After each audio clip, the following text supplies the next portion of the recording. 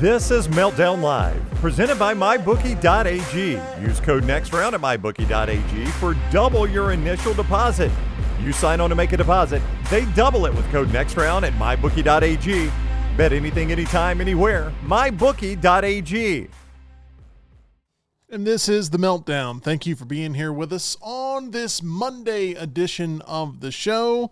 We've got some tech news and notes headed your way here, along with a lot of pop culture conversation. Thank you for joining us here on the show as we are set to introduce our cast of characters live in the Culver studio, including the one and only EG. EG, how are you? I'm wonderful. I really am. Did you get some rest this weekend? No, not physical rest, but mental and, vibe rest. Good. Some emotional rest and relaxation. Not vibe. Well, vibe is the way you kids talk about it today. Very California. It is very California. There's a whole segment of that on SNL that goes along with that called The Californian. Sounds just like that. We've got Tyler Lionel Johns here. Lionel is a vibe for all of us. Tyler, you did not make it out to the movies this weekend because there wasn't really much to see. No, I thought about going to see Fight or Flight with Josh Hartnett just to get out a short for the channel. But I looked at the times and I was just like, nah. Okay. Nah. Good for you. Good for you. I don't think any of us rested over the weekend, like really physically rested. No. And I don't know necessarily why that is. I had a pretty busy weekend. It was my daughter's birthday yesterday, but all weekend long we celebrated. EG tells me that's a popular thing to do. Well, not necessarily a popular thing, but a good thing. A good thing? I'm in full support of birthday weekends, birthday month celebration. Okay. Well, it was that all weekend long. That might be the least shocking thing I've heard on the Meltdown. I mean, that's fair. I think it does skew male to female, right? I think men, it's like a one-day thing, and it's like, all right. Yeah. But ladies, typically, it's like, okay. Right. There's a coronation, and then there's a this, and then there's that. You're experiencing that all with, like, weddings season. You know what I'm talking about. Oh, well, the thing is, you have to celebrate with different groups of friends, celebrate with your family, celebrate with your out-of-town friends. It's an excuse to reconnect, see each other, is how I view it. I sort of picked your brain last week on whether or not I was doing good with my cookie cake selection. Yes. It was a home run. It was a hit. So I knew I had already struck gold when you told me I had checked every box. And next time I'm just going to meet with you first. And so that way I know that there's no mess ups along the way. I'm open for inquiries all the time. That's excellent. You teach me how to wow my daughter, and I will teach you how to play poker even more severely than you already do. You finished higher than me this past season, so I don't even know what lessons I can give you, but cash game, it's a whole new world for you. Is the next phase. The Stars on Friday night, a team that I very much support, the Dallas Stars. This banner has been up since day one of the Meltdown, and they are in the Stanley Cup playoffs right now. Congratulations. And on Friday, they got trampled. It was bad. They had already won game one last week, so they had stolen one on the road, but then game two, they got absolutely trampled, shut out. Game three was yesterday, and they crushed it, 5-2, played really well. They've got a 2-1 series lead, and I'm looking forward to game four happening Tuesday night as I cheer on my team, and if you are a Dallas Stars fan, go Stars, for sure. But Saturday, we had our annual skating rink birthday is what is happening now. That was the actual party for my daughter, which was fun. And then I watched WWE Backlash, which saw John Cena defeat Randy Orton in Randy Orton's hometown of St. Louis, Missouri. And I enjoyed watching the wrestling event, but part of my daughter's birthday was I got her tickets to WWE Raw, which is coming to town in July because we've watched wrestling a lot here lately. That's awesome. And so we're excited about that. That'll be happening there in middle part of July. So that'll be her first wrestling event, and I'm sure it will be quite insane. So memorable. Hopefully there's no like barbed wire on fire cage matches or something like that. I don't know what that means, but I agree. Yeah, you know what that means. That's pretty barbed wire cage on fire. They don't actually call them that, but I mean that there are situations where, there's fire and barbed wire and that kind of stuff, but I don't think it's going to happen on a regular Monday Night Raw. So no worries about that. And, obviously there was Mother's Day that took place yesterday as well. So there was just a lot of celebration going on, and I had to put together a vanity table and a mirror. It's basically a makeup table. Yes, of course. Is there lights? There's lights that can be controlled, the dim and the color and all that stuff. And I put all that together. I'm not a putter together type of person. But I stepped up to the plate. In Good. about 4.5 hours, I got this bad boy done. So is Chloe into the makeup scene right now? She is, yeah. Yeah. You know, anytime she gets a device in her hands, it's all just the algorithms, just like makeup tutorials and stuff. I'm like, you're 8. Yeah. This is not good. It's starting younger for sure. My cousin, she was around 7 or 8, and it was the same thing. It's crazy. Yeah, it's too young, in my opinion. But it's too young. It's nonstop. There's really nothing you can do.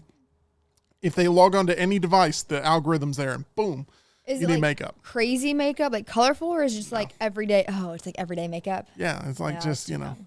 like they did a story here recently of like kids that are just constantly in these makeup places that are like being influenced, and they're going Sephora in there kids. and buying up all the stuff. Yeah. Sephora kids. I didn't know Yeah, if there was an exact it's name for it. interesting, and it's what's certain brands are not catering to those younger girls, Yeah. but there are certain products that become very, very popular amongst the youth, if you will. But it's like anti-aging and like things that they don't at all need their hands know, on. yeah. But it's colorful, cute packaging.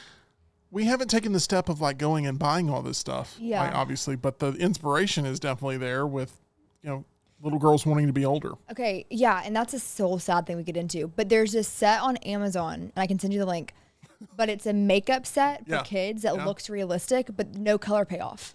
Oh, okay. So yeah. it's more than like the glittery like Barbie. It's like looks like a makeup compact, and she can get some brushes. Send the link Yeah, my I'll way. send the link. Excellent. I hope you get some type of influencer commission off of that. If I'll click add it your to my link, storefront. Yeah, please do. Yeah. Okay, good stuff there. Tyler, I know none of that was your wheelhouse. Yeah, I just kind of sat here switching the camera back and forth Right. because as neither a girl nor a father, Right. I can't add diddly to that conversation. I've got something you can diddle. Are you ready? I don't think so. Here we go. There's some good news. Reason for us to celebrate. YouTube cracking down on fake trailers. Oh, officially. yeah. That That's awesome. I saw that headline a while back. Are they officially like making moves now? They're officially Sweet. deplatforming channels that make a run on having Buy fake screen trailers. culture. Buy whatever your other trailer name is. There's a Joe Blow movie trailers. You all suck. Yeah. These are all under attack. But one thing that was interesting about the article that's on Deadline today is they were talking about studios and their opinions on these.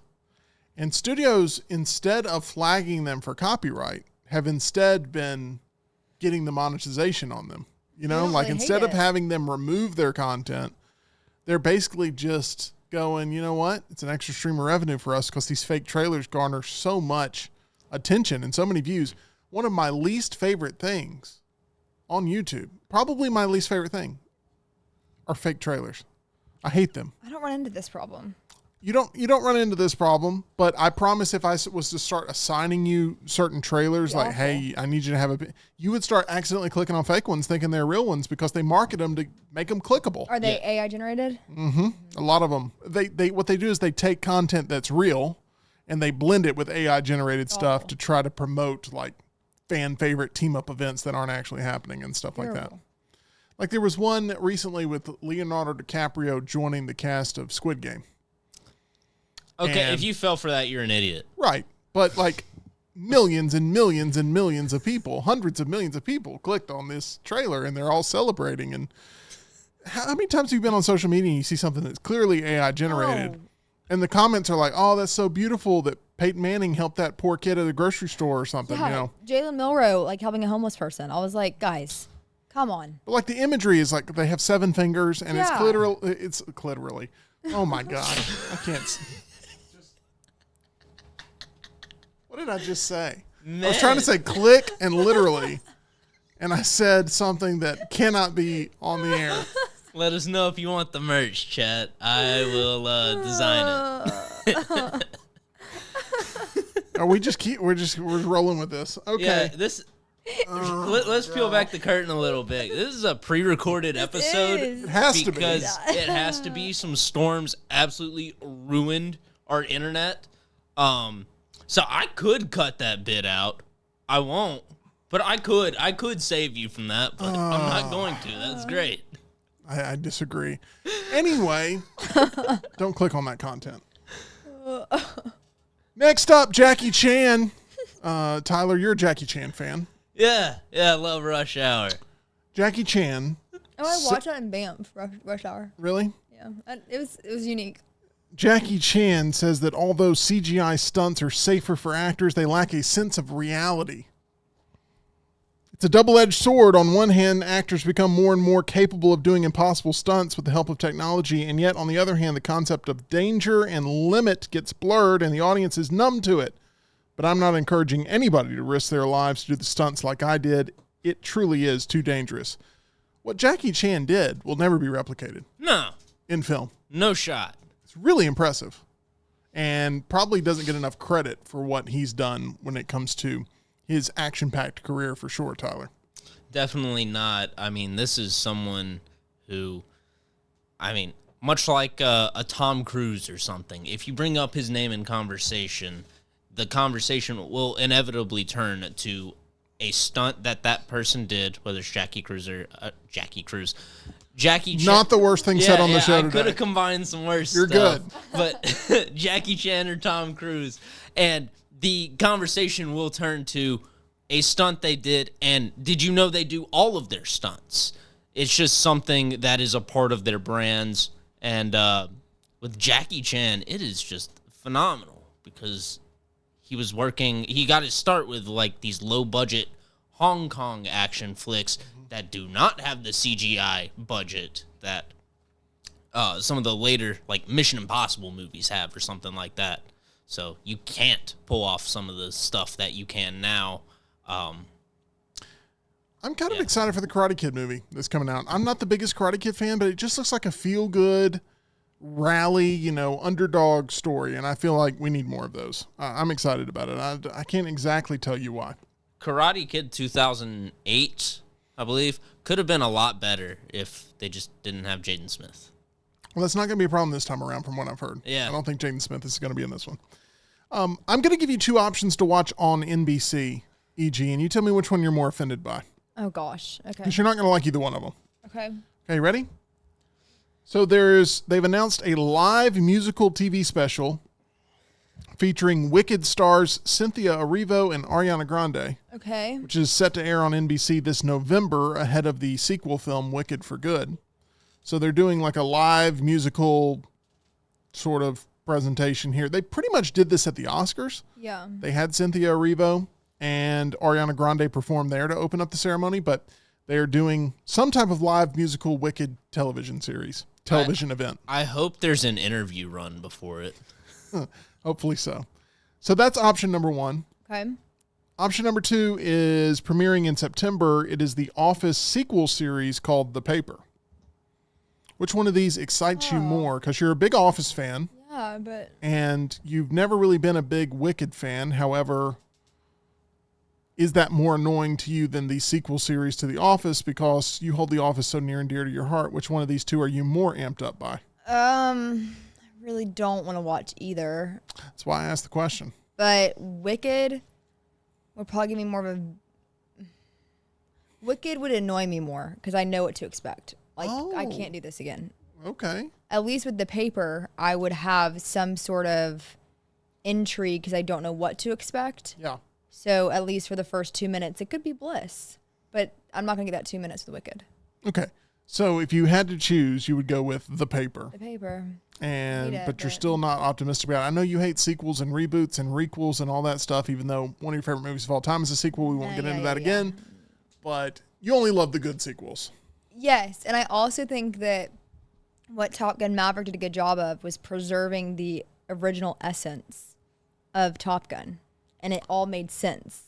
But with these TV show series, the canon and the reboot make no sense. And that's what frustrates me. Top Gun Maverick is so much better than Top Gun. It's not even close. Like, it just blows my mind. It's like... It is. I'm not arguing with you. I'm just saying, like... No, I agree. Top Gun Maverick is so much better. But I love the first Top Gun for, like, some more sentimental reasons. But, like, if I have to pick between the two, I'm turning on Maverick. For sure. Okay, let's go to this, and that is how you spent your weekend, because it is sort of the big news of the day. You got a chance to go see one of these super concert team-ups. I did. With two artists right now that are absolutely dominating, not only in country music, but popular music. Yeah. And that would include Post Malone on the big-ass stadium tour. Once again, not the most offensive thing said on the show today. My stadium tour, you know what it'd be called? Clitorally. Anyway, Jelly Roll was there as well. The tour includes multiple dates across the U.S. and Canada, and EG went to one of those there in Shocker. Atlanta. Yeah. I almost said Hotlanta. I was No. like, I don't want to face that smoke. Good job. 'Cause I know that Oh. you're not a fan. Post Malone obviously headlining the Yep. tour. I got a chance to see Post Malone. He was the final act ever to play at the Oak Mountain Amphitheater in Pelham. When was that? So that would have been last October. So What tour was he? Was he on this tour? he was on the F1 Trillion tour. So this is technically a different tour. Yeah, technically. Yeah. But this was when he launched his country album, and he was doing his first tour for that.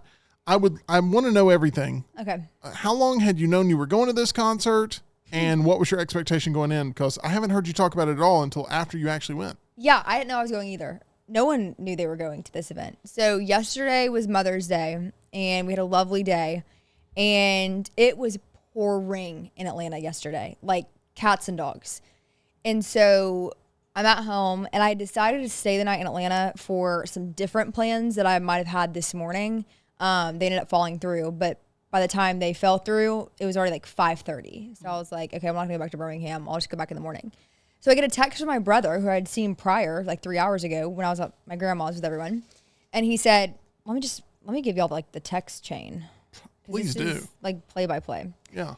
I'm laying on the couch. I'm actually watching The Office. Wow. I know. He says, "Do you want to be crazy? Post Malone and Jelly Roll tickets are $29. We need to decide in the next like 30 minutes." I said, "When is date? I'm open to listening." When I got that text, I thought he meant like tickets are about to go on sale if you want to get them. Yeah. He said, "Tonight. Starts at 6:30. I said, "No, the date of the concert." He said, "It's tonight." I said, "If it wasn't raining, I'd go." He said, "Rain jackets exist and we can park close to the stadium since we are saving on tickets." I said, "I'm considering." And then he said, "I'll even be okay leaving early as long as we get to see Jelly since we already saw Post, and I'll drive." I said, "The weather's my only deterrent." He said, "It'll be an easy drive. We can try to get down to the floor too. There seems to be a lot of seats for sale." I said, "But walking outside in this, I said, "Realistically though, we could get there by 8 and be fine." He said, "Rain jacket and rain boots, plus the chance of raindrops out of this hour." And then I said, "I suppose I'm in." So Wow, I said, that's "I'm very literally official. going in leggings and a sweatshirt." And he said, "Chugging a Celsius." So we decided at 6:20 to go to the concert. It's probably why the tickets were the price they were. Exactly. And so I'm like, am I really going to do this? Mikey comes with us. He was on his way over to hang out. And I was like, hey, we're going to Post Malone instead. He was like, okay. I wore leggings. I wore my little like ski rain boots and an 80 pie sweatshirt, the most casual concert I've ever been to in my life, and a rain jacket. And we're pulling out of the driveway, and I see my mom coming out of the garage in like her bathrobe, so cute. And she's like waving. She like comes to the top of the driveway. She's like, "Is there room for one more?" And I was like, "Yes." We're like, "Yeah." And she was like, "Let me go get Mark," my dad. And so she runs back in. Her and my dad changed, and they run and get in the car like, "We're going too."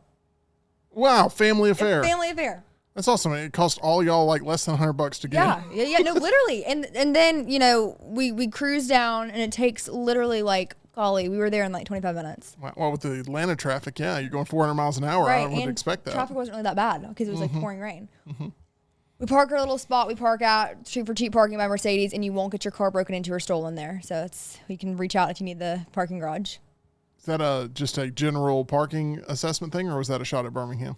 No, my brother's car got stolen in Atlanta one time. So like okay. we have to be very careful where we park now. I can never tell sometimes whether you're Well, throwing strays. And if you park like a couple blocks over from Mercedes-Benz, your car might get stolen. Yeah, that's But if you're near, like right next to Mercedes-Benz, you're good. Got it. yeah. And actually, this parking garage is like not really near it, but it's like still fine.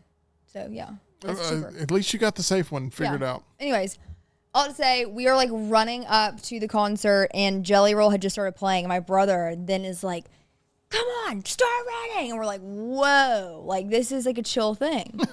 Like I'm not running. Whoa, man, chill The out. vibes. Trying to just get there. Literally. And so then we get in and we went up, we were in the 300s, but there's all these empty seats, literally head on. Like this is the stage here and head on right here. It was all empty seats. So we just cruised over as a group of 5 and we just sat there and like enjoyed everything. Jelly Roll was incredible. He was so good. And he like, I'm not really a big Jelly Roll fan. Yeah. What were you going to say? Oh, I was just going to say, I went to a Titans game early this year. Yeah. And Jelly Roll was there in attendance. Thoughts? And my wife's a big Jelly Roll fan, and Yeah. she was cheering every time he was on the screen. But he didn't sing there. He just popped up on the screen. But He was incredible as an opener. And I don't know many of his songs. I'm familiar with some of the tunes, and I loved it. The crowd, wow, like unique group of people, all very passionate about Jelly Roll and Post Malone. Good vibes all around. He's sober. Are you aware of that? Like that his whole story. His story is really cool if you look into it. So he was like talking in between songs, and like it was like a Sunday too. So then he like plays this song called Heartfelt Hallelujah, which is a Brandon Lake song. He's a Christian artist, and they sing it together. He sings that, and like it was so cool.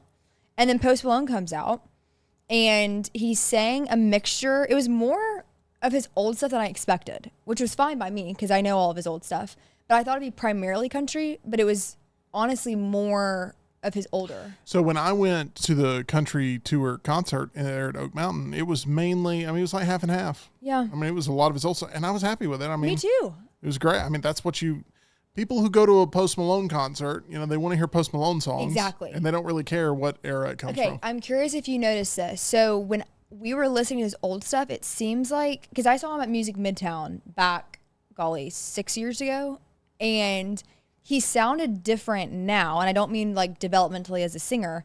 It sounds like he's adding like a country backtrack in a way to his older songs. And we all agreed that like his like I Fall Apart, Go Flex, even like Psycho have a country twang to them in the backtrack, which is kind of Completely fair. interesting. But it works because it doesn't seem as jarring, but it's also kind of weird because it's like, whoa, this like sounds completely different. Yeah, no, it works. He's really embraced country. Country has really embraced him, and it's been a good pairing so far. Real quick before we continue on with the concert here, Tyler, I know Post Malone's probably towards the top of your list of artists you want to see live in person. Yeah, he's on the list. I know you are a fan of Post Malone, not only as a musician, but also as a person, just like genuinely down to earth, good dude. Oh, yeah, I love seeing video clips of him doing literally anything because he always just seems like, just like you said, like down to earth and like he hasn't lost touch with all the people that made him into what he is now. If I went to see Post Malone live, I would prefer it to be all old stuff, but, Sure.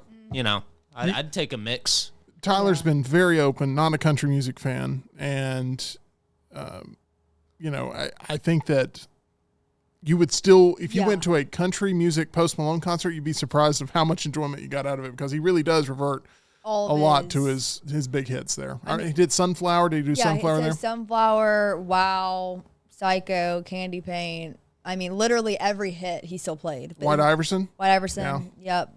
Go Flex. I Fall Apart. See, that first album's my favorite. Stoney. Yeah. Yeah. He played all the hits from that one. Yeah. I mean, you want to talk about just in terms of versatility, artists working today. Post Malone may be the most versatile artist that I know of. Agreed, and the most well-liked, too. Very, very well liked. I remember he did the Elvis NBC TV special like a year and a half ago. And he performed Devil in Disguise. And it was just really, really good. He was like in Elvis's pool singing it. And I'm like, this is amazing, all the things, the different ranges he can pull off. Yeah. So it's a matter of time as well with all of his like Bud Light commercials and stuff. It's a matter of time before he makes some big moves on the big screen as well. I think that he's got some room to go places there with his acting chops too. Yeah.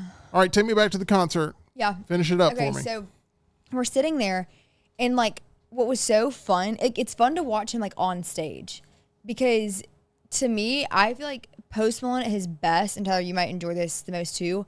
If you had like an intimate venue with Post Malone, like the stadium almost felt a little too big for him in a way, because it's like you can tell that he really likes just interacting with like people, and like he likes sitting off the stage and like walking around and things like that. But he would literally like, go up to these crowds. He kept taking people's hats and wearing them for like a song and a half, or not even. And what impressed me is that he always found the owner of the hat. And I was like, you're not coherent right now. Like, you've had so many beers. He also, never seen this successfully done, smoking a cig the whole time. Yeah. Couple questions. Did he ever go shirtless? No. Okay, he did. Wow. He did at Oak Mountain, and it was the coldest night in October. I remember Everyone this. was freezing, Yeah. and he's up there shirtless running around. And I'm like, he's going to catch pneumonia. I was worried about him. The second thing is, did he always say, thank you Yes, so much, yes, ladies and yes, gentlemen. we Thank were- you very much, ladies and gentlemen. Thank you. Yes, we were dying because my mom is sitting there and she's just like, she's just so funny. And because every other word is like the F word, Yeah. like it just all of these things. And she's like, okay, like, It's like you can agree with 90%. Yes. If you're like a pretty buttoned up person, Yeah. like 90% of his manners you're okay with, but he throws in these expletives while he's thanking in this most gracious of way. literally. And it's like, okay, that's just the posty way of handling it, I Right, guess. like- We can see past it. After every song, he was like, thank you, Atlanta, ladies and gentlemen, thank you so much. And it's like, it was a joke. Like, thank you, Post Malone, for coming out, because you're just making this a great evening. And he would stop and he'd look around. He's like, I'm just having the best time, ladies and gentlemen. Ladies and gentlemen, this is a sad song. If you guys don't mind, Yeah. if I play it, do you guys mind? I mean, it's kind of sad, so I don't know, ladies and gentlemen. And we're like, Yeah. Ladies and gentlemen, I remember at Oak Mountain, he was like, ladies and gentlemen, I'm here to sing some poorly written songs. He said the same thing. Poorly written songs and have a good effing time while doing it. Yeah, and then raising And up a glass. And he must have cheered the crowd 50 times. Cheers, Atlanta, cheers. Post Malone's liver doctor is someone who I don't envy. One of my favorite moments. This was hilarious. It was at the very beginning, and he has a set roadie, if you will, that comes out with a red Solo cup beer. He revealed, and I was like, "That's good. It's not liquor." But do we know? I don't know. He was saying it was beer, but he'd come out, and they had some sort of unspoken cue, and he goes, "Everyone say thank you to Pat." So everyone's like, "Yeah." He goes, I wish they only knew you, Pat. I wish they only knew who you were. And like something about that just cracked us up, because he's so casual, but he's also performing, and he's kind of quirky. Yeah, it's weird. You look forward to him talking in between songs as you do him actually Agreed. performing the songs. I kind of enjoyed the little like It's intriguing. the Post Malone-isms in between. Yeah. He also seemed very out of breath though. I was like, whoa. Like, I hope you don't go in like cardiac arrest right now, because he was like heaving. And I'm just thinking, He leaves it all on the stage. He does. You get your money's worth. You get your $29 worth. okay, this is what we were talking about as we left. If you want to go to a concert and you want to interact with the singer, get floor seats to Post Malone or get in the pit. And that man will come up to you. I mean, he was doing, it was like customer service rounds down there. Yep. Taking people's hats, taking selfies. He would lean across the stage to like be in someone's like phone camera while singing, laying down. Yeah. I was like, wow. It is that up close attention that makes me such a big fan of Alabama Dental Associates. Yes. So good. They're right there, right in my face, just like Post Malone is in so many of his fans' faces. They're located on Grants Mill Road. I'm a big fan of Dr. Jeff, Dr. Brian, and Dr. Nolan. They're at Alabama Dental, providing you all sorts of services when it comes to staying on top of your dental health. Not something you need to put off. Maybe you have a little ache, a little pain. Get that looked at. Don't kick that can down the road. It could result in a lot worse issues. And you need that preventative maintenance with Alabama Dental to make sure you are good under the hood. They are there for you if you are new in town and need to make sure you have a dental expert on standby. Reach out to Alabama Dental Associates. Try them now. They're accepting new patients. 205-956-8977 or visit alabamadental.com, where they look forward to seeing you. All right, final grade on the concert? A+. No expectations. Again, literally in like a sweatshirt, rain jacket, hair wet from running. Like, you can't beat that. You know, they say early bird gets the worm, but really with concerts lately and stuff like that, Even games. getting in late is the key to really having a good time. Just sort of like knowing, Spur of the hey, moment. not going to really be a sellout here, and we're going to be able to make the most of it. So Agreed. there we go. Once again, we want to apologize for not having a live show today. We had some technical issues with things we could not control. Obviously, we have brand new hardware here in the studio, so we're very excited about that. We've celebrated over and over again. But the internet to run that hardware has been under attack from our weather system here in town. Crews are on it right now as we speak, so hopefully we have no more interruptions throughout the course of the week. But we do kind of blame the monkey for all of this. We've talked about this a lot. Yeah. Tyler, to celebrate his birthday, was gifted a pet monkey that also serves as a popcorn bucket. He was super excited at the time to receive pet monkey, but ever since, things have gone awfully wrong, and it literally started the moment he brought the monkey into the studio. My dice got stolen after that. A lot of things have happened after that. A lot of unexplainable things. That is my luck. I get a birthday present that just ruins every facet of my life. That's pretty much the case. So, but Someone kill this monkey, please. hey, we wouldn't have certain outbursts we've had today on the show if we hadn't had this situation happen. So that's going to haunt me my entire career. Let's look at this.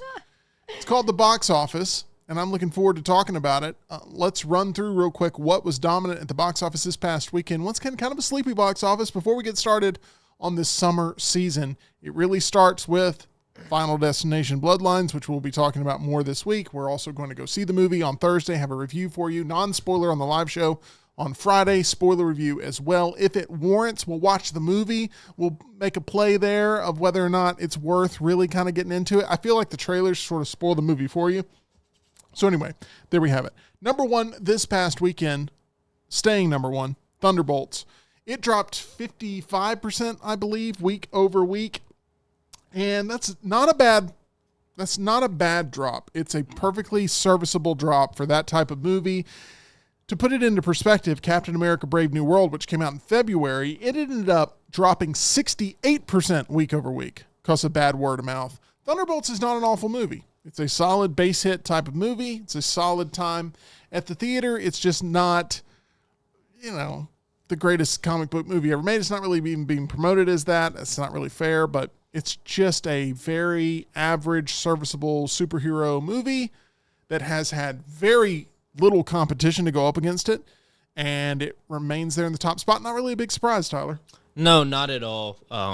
Sinners, as much legs as that movie has, it's just not outperforming a fourth quadrant Marvel movie in its second week.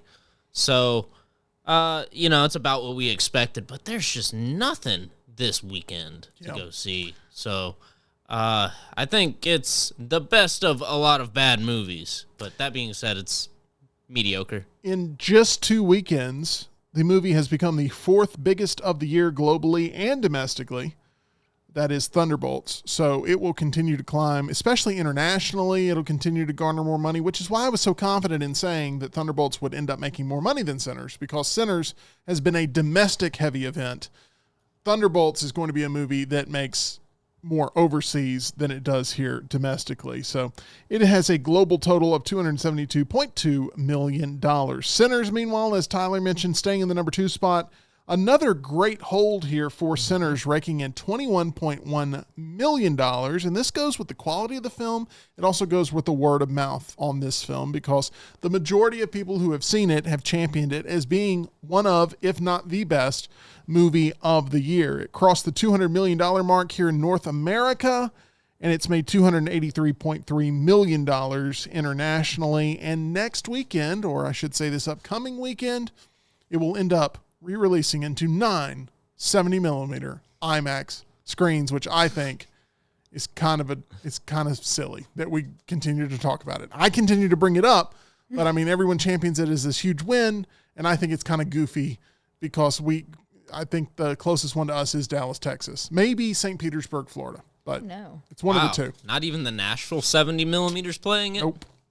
Go to Florida or Texas. That's one of the two. that's 2 of the 9, I should say. But anyway, there we go. And they say that it's backed by popular demand. So there you have it. A Minecraft movie remains in the top 3. They're making $8 million this past weekend. It's made $909.6 million globally. I don't know if it's going to get to the $1 billion mark. It's going to have to generate at least $90 more million. Wow. I don't know if it's going to make that happen. I don't know if it has any other major markets to open in. But the year-to-date box office with movies like Thunderbolts, Sinners, a Minecraft movie, up 16% from last year at this time. So that's a good thing. Bad news, it's down over 32% since 2019. So Oof. the box office still way down from where it was pre-pandemic. But really, that would have been, at this time in 2019, that would have been right there, Avengers Endgame. Yeah, it would have been Avengers Endgame, and then we would have been, rolling into what would have been a year later, a shutdown of the box office pretty much. Mm-hmm. So I've got to bring this up too. This one really impressed me, and it's a movie you've been talking about nonstop, and that is Friendship. It opened up this past weekend on 6 screens in New York and Los Angeles. Best per screen average of the year with sellouts almost in every showing. $75,317. A24 plans to expand the release nationwide over Memorial Day. This is a movie I know you're very excited to see. Do you think it's going to do well as it starts to expand? Because in limited release, it is crushing it right now.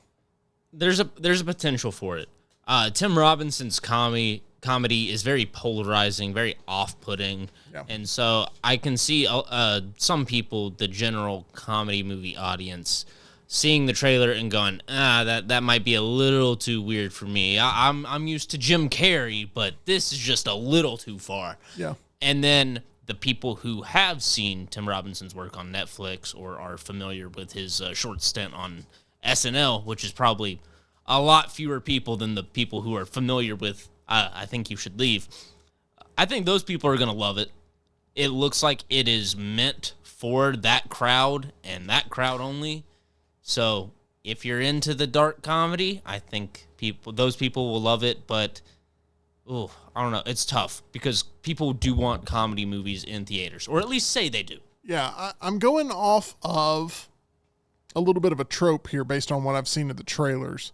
And that is that it's very much a guy that is going insane because the rest of the world is insane, but they won't admit they're insane, so it drives him insane. And I feel like we saw this in movies like Anger Management and stuff like that. Mm-hmm. And I hate Anger Management. I really don't like that movie at all. And I typically don't like this type of trope of like one character who feels like they're the sort of only one making sense and everybody else drives them crazy because they won't admit that they're actually the crazy ones. So I'm going in with a little bit of hesitation because that trope doesn't work for me. But I did think the trailer was very mysteriously, weirdly, darkly violent and funny. I mean, it's like this weird blend of like things are getting really cuckoo, but also it's sort of funny them finding themselves in the situations they're finding themselves in. So We'll see. The Accountant 2 holding there at the number 4 spot. And this is a movie I don't know hardly anything about. The number 5 spot did really well. Clown in a Cornfield. I mean, I feel like I can pretty much understand what that is based on the title. Yeah, I was going to see this. I had tickets to the early access even, but then I saw that it was a horror comedy, and I was just like, I cannot take any more. Good for you. I can't do it. Join me. Clown in a Cornfield, yeah. It just, when it's done bad, it is so painful to watch. And when it's done mediocrely, it's painful to watch. Yeah. It's very hard to get that blend right. Well, there we go. Clown in a Cornfield in the number 5 spot. Shadow Force at number 6. Fight or Flight. This is the Josh Hartnett movie. What a miss here. $2 million. Opened up on a lot of screens, and nobody went to go see it. You sort of debated seeing it, as mentioned, but decided not to pull the trigger there. Well, I've debated seeing it twice because it was going to be the Screen Unseen last week, and I was hoping it was Friendship, and then when I got the word that it was Fight or Flight, I debated like, should I go ahead and knock this one out? And I went, nah, I'll watch it over the weekend. And then the weekend came, and I was like, should I go see this? Nah. There may be some people going, Tyler, how in the world do you have some sort of like contact at AMC that tells you what the screen unseen is going to be? Because the whole point is, with the screen unseen, you don't know what you're signing up for. So, I mean, are you willing to reveal insider tips here of how you can find out that information, especially if you're on a friendly time zone?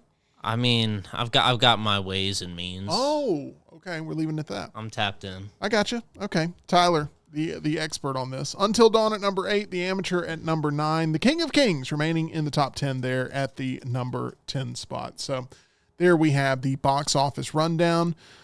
Final Destination Bloodlines. Will it be number 1 this upcoming weekend? I expect it to be, but it would be a big misfire, I think, if it's not. Big misfire, especially since it's eating up so many premium screens, which is really why Sinners is getting those 70mm IMAX screenings again, because they're not taking them away from Thunderbolts. It's the same studio giving it to their own movie back in Sinners because they're taking those away from Final Destination Bloodlines. What do you think? You think this is going to end up being the number 1 movie of the weekend? Gosh. Let's see. Thunderbolts with 33 million. It's a 3-horse race. Ugh. Thunderbolts, Final Destination, and Sinners, because Sinners holds tremendously well.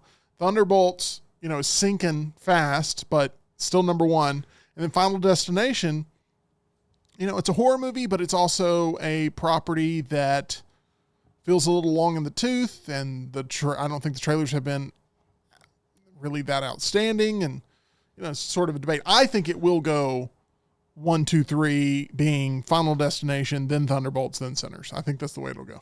1, 2, 3. Final Destination should get number 1. But I don't know. There's one movie that you didn't list off that I think could be a dark horse in this race. So there is we all know I'm a big anime fan over here. There is a movie version of the next arc of Demon Slayer. Now, for anyone who does not know, Demon Slayer is an anime that is extremely popular with every age group, it seems like, every demographic. Whether you're age 6 or age 66, you're jamming with Demon Slayer. I can see this one performing very well, considering that show is probably about as mainstream as anime can get at the moment. Okay. Its manga outsold the entire American comics industry, so there's a lot of hype behind this one. And since you get a chance to watch the next part of the story in theaters before it gets chopped up into episodes, there's going to be a lot of push to go see this. This will be an event movie. So are you predicting, like, that's what I'm not hearing. I'm not hearing what the actual prediction is. I don't know. You know what? Bold prediction. Demon Slayer, number 1 this weekend. Wow. That would be, you'd hear it here first from Tyler Lionel Johns. That would be a shock. And it would be a shock. It would be a big loss for Final Destination for sure, which is trying to eat up as much ground as possible until the summer. Memorial Day weekend is going to be, there's going to be something for everybody Memorial Day weekend. See, Final Destination should be number 1. I think it's more likely that it would be number 1 over any of the films you listed. But, man, I just don't hear much about it, much excitement for it. When I was looking at buying tickets, I was scrolling through some of the other showtimes. Pretty thin. It's, it's easy pickings, wherever you want to sit, basically. I don't know. I'm leaning Demon Slayer right now. Okay.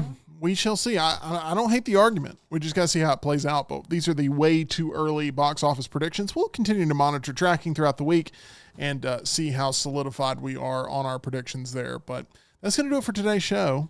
Appreciate everybody hanging with us here on the replay, your only way to watch today. Unless you're listening via podcast, don't forget, you can subscribe and download our podcast. It's right there wherever you get podcasts. Check us out, The Meltdown. We'd love to hear from you in our comment section as well. Tyler, what you got for us? So I was just double checking on the last Demon Slayer movie box office, because I remember it doing very well and it being an event people were talking about.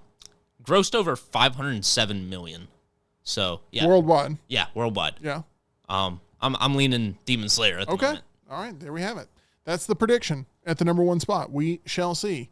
how it all plays out. Hey, if you want to gross some money for your bankroll, head on over to our title sponsor. That's MyBookie at MyBookie.ag. You can bet on anything, anywhere, anytime. That's MyBookie.ag.